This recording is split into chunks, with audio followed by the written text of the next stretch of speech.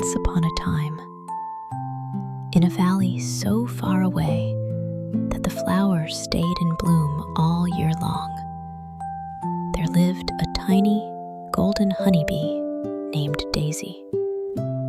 Now Daisy was a little different from the other bees in her hive. While everyone was busy making honey, Daisy spent her mornings watching the very first rays of sun kiss the meadows. She didn't just love honey. She loved the colors of the petals, the scent of the morning dew, and the secret whispers of the forest. In the heart of the hive, there was a very wise teacher named Elder Barnaby.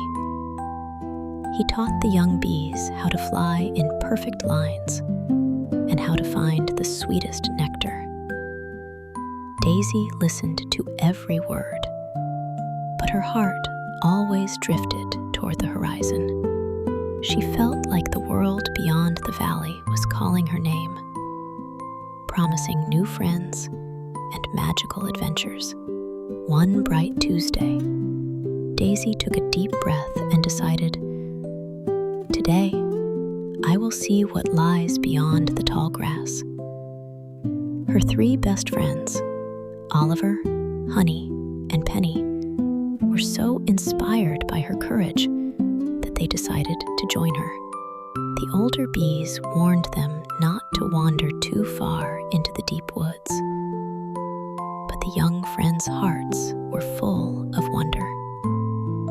Together, they flapped their wings, flutter, flutter, flutter, and flew over the sparkling stream, past the fields of bluebells, and into the cool, green shadows of the ancient grove.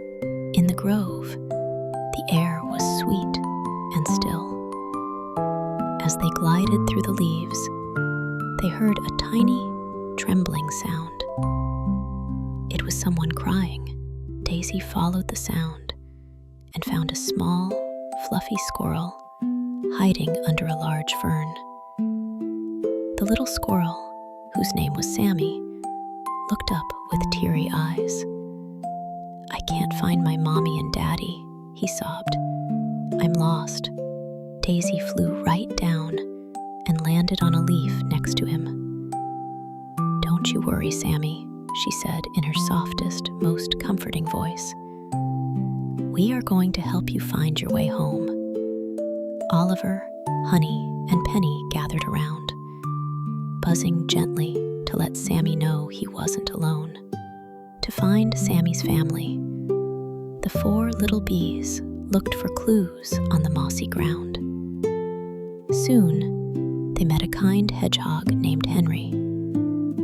Henry wiggled his nose and pointed toward the great oak tree. "I saw a family of squirrels looking very worried near the old roots," he whispered. Later, they met a wise owl named Professor Hoot. With a slow blink of his golden eyes, he told them, "Follow the path of the silver acorns, and you shall find what you seek." With newfound courage, the four bees led Sammy deeper into the heart of the forest. They told him funny stories and pointed out the twinkling fireflies to keep him smiling.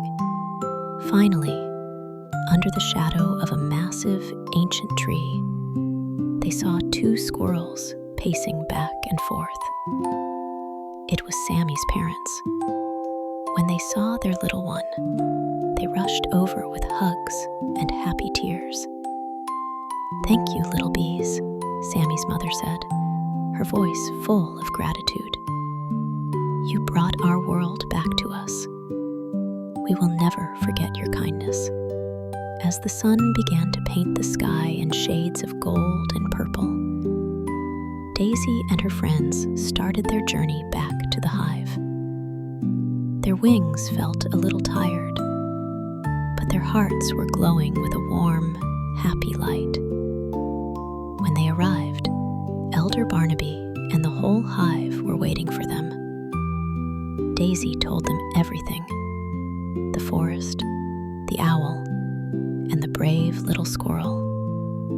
Elder Barnaby smiled and touched Daisy's wing. Curiosity led you out, he said, but kindness and teamwork brought you home.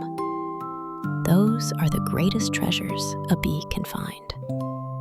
That night, the story of Daisy, the brave little bee, spread to every corner of the hive. The young bees dreamed of being just as kind and brave as Daisy. And Daisy? She tucked her wings in, feeling the soft rhythm of the hive, and fell into a deep, peaceful sleep. 3 apples fell from the sky, 1 for the little dreamers, 1 for the kind hearts, and 1 for Daisy and her friends in the Golden Valley. Good night, little one. Sleep tight.